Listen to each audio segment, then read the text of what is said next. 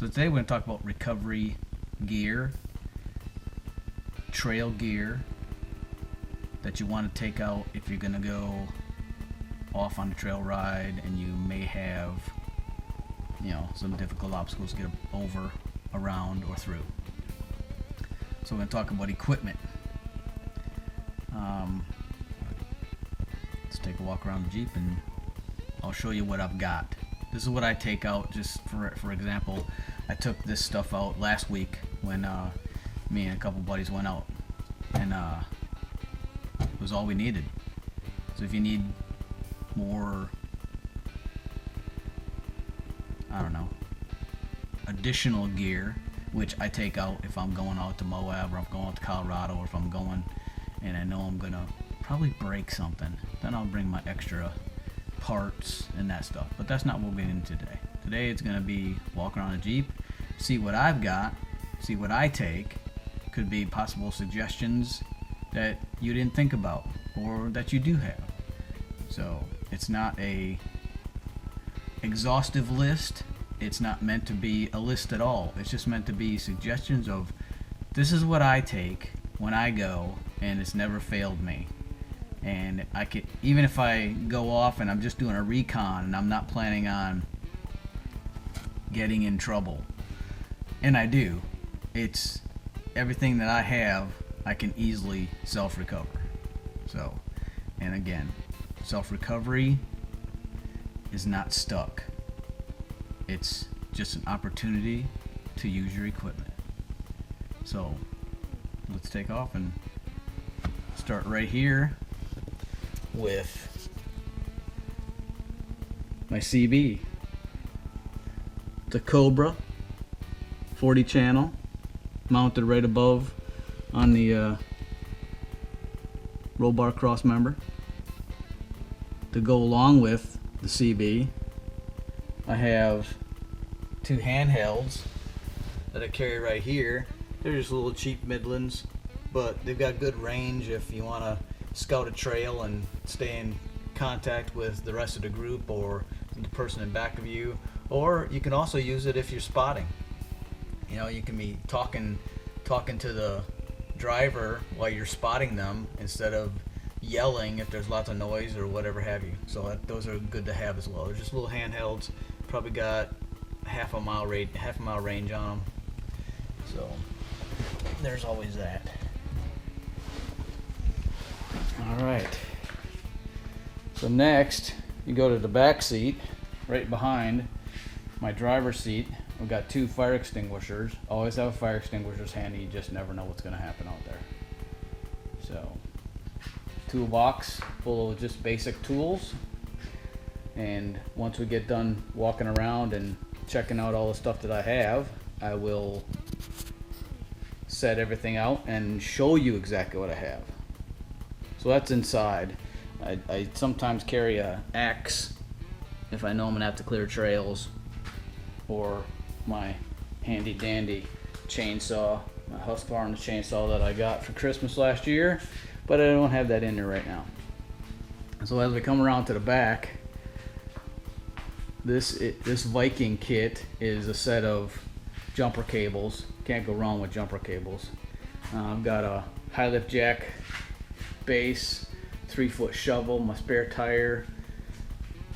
I've got the high lift mounted on the back, antenna. These rubber right here, these are Chock Blocks, because if you're in the position where you're pulling someone, you've got to pull them out, then you want to either secure yourself to a tree so you're not moving forward, or if you don't have any trees available, then Chock Blocks, piece of wood, whatever have you, but I carry Chock Blocks with me. So underneath this Chock Block is my recovery kit. It's got a toe strap in it, a couple tree savers, a couple snatch blocks, D-rings, my 4-way for taking off the lugs if I get a flat tire. Over back on the other side, there is underneath this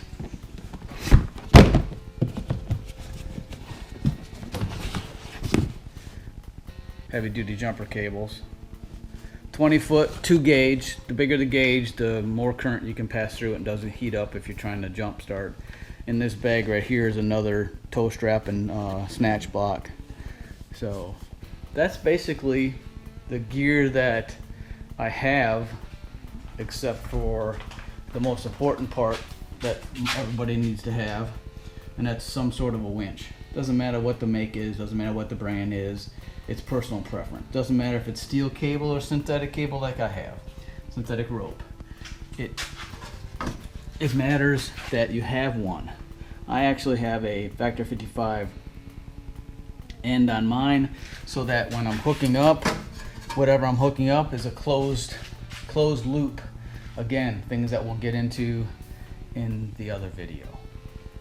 So, winch, fire extinguishers, tools, shovel, high lift base, jumper cables, recovery gear, chock blocks, axe or hatchet or chainsaw, whatever you want. So again, that's just CB and radio and handhelds. It's all just common gear that you might want to think about if you're going to do any kind of off-roading, whether it's by yourself, which people frown upon, or with a group. Don't be the guy or the girl that's walking up to a Jeep saying, hey, you got a tow strap or D-ring I can borrow? Don't be that person. Be prepared.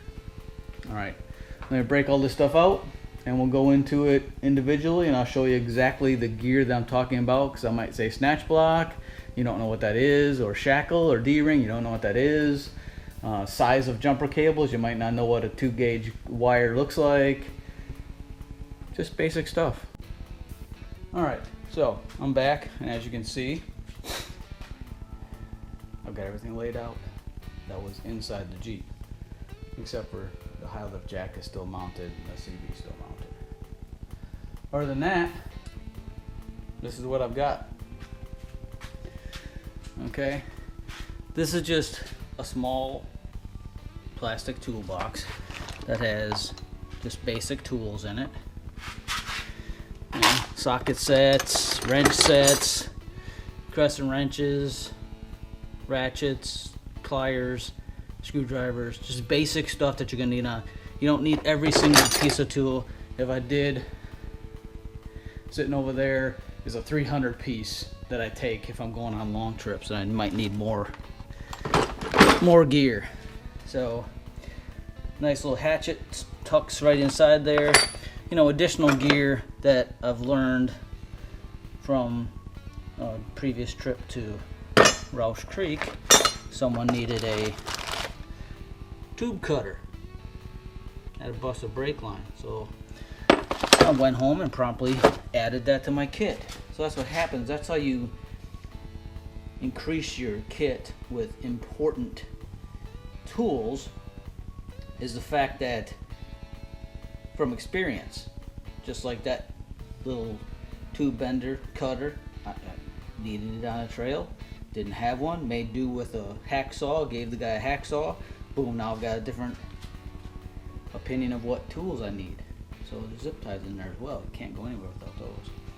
Next right here, these are the chock blocks that I'd mentioned that you can secure yourself with so that you're not sliding forward if you're winching someone that's severely stuck.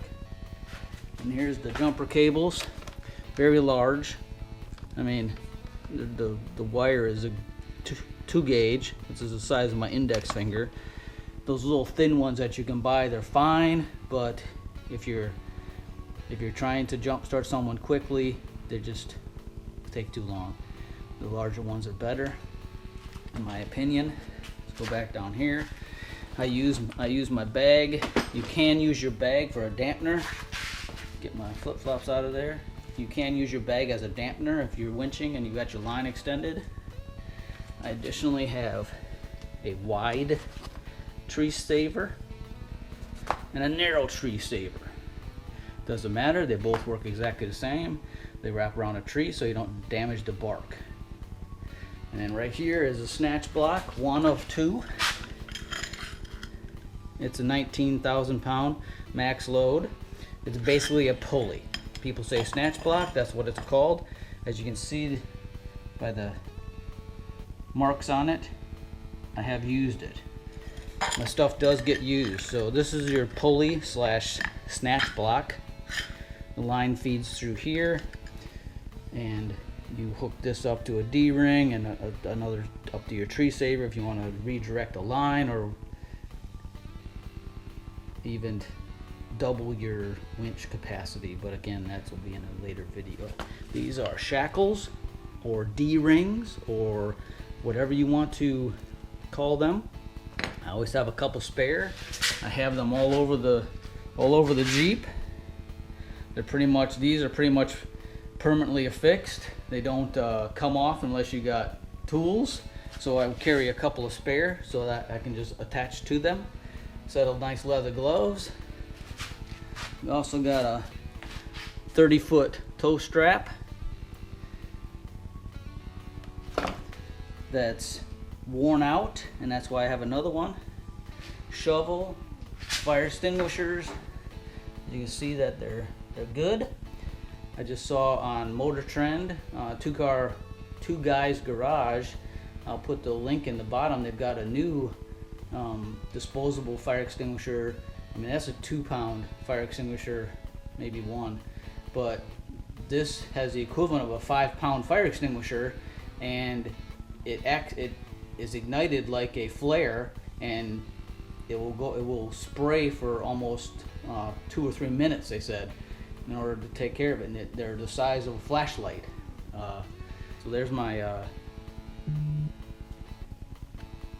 high lift jack base, a 3-foot shovel. Underneath my kit inside the back cargo area was this survival shovel as well. If you don't have a big shovel, you can buy these little survival shovels. It's got screwdrivers and a bunch of other stuff on it, window brake device and all kinds of stuff, but they're pretty light and pretty easy to acquire. Here's my 2 little radios that I had, and then another brand new 30-foot strap with another snatch block. And then over there I've got my 4-way in case, I get a flat and I gotta take my lug nuts off. So there's your gear. There's your gear. There's the gear that I take if I'm just going on a basic off-roading expedition. That's it. Simple, easy, packs in. You got what you need. You've got tools. You've got recovery gear. You can use my winch and I can self-recover if I need to. Easy day. What I'll do is after you subscribe to my channel, because I give you really good information, you can go down into the description area. I'll list all the tools and all the recovery gear and everything that I take out with me on a basic op. That box right there underneath the green bag, that's all my spare parts. That's what I would take, just like that spare drive shaft. Spare parts inside there. That's what I would take if I was going off on a long trip out to Utah, Montana, Colorado, wherever have you.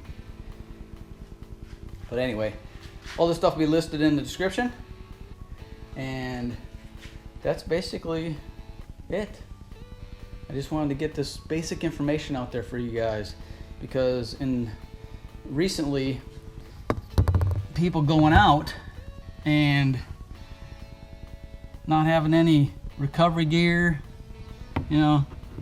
it's crazy. So I wanted to show you that getting this gear isn't a big deal. I mean, even if you don't have a winch, you can have a come along. I gave my come along away. Get a come along and a tow strap, and if you've got to move yourself 5-6 inches at a time, 12 inches at a time to get out, then so be it.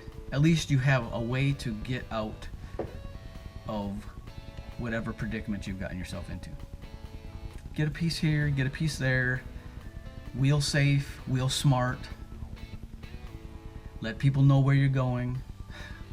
Don't just go out in the woods and not let anybody, hey, I'm going out here and now I should be back at this time, and if I'm not back at this time, you might want to come looking for me. You know? So, anyway, this is good information. Please use it. Please abide by the rules of the trails and tread lightly. I will get this up as soon as I can. I hope you enjoyed it. Hope it's good information for you. Please hit that button down in the corner and subscribe, and pass the word that Jeeping is life. Go out and do it. But stay 6 feet away from people right now because of the coronavirus. So, there's always that. Recovery equipment, basic safety equipment for Jeeping 101. That's what this is. More videos to follow. Peace out.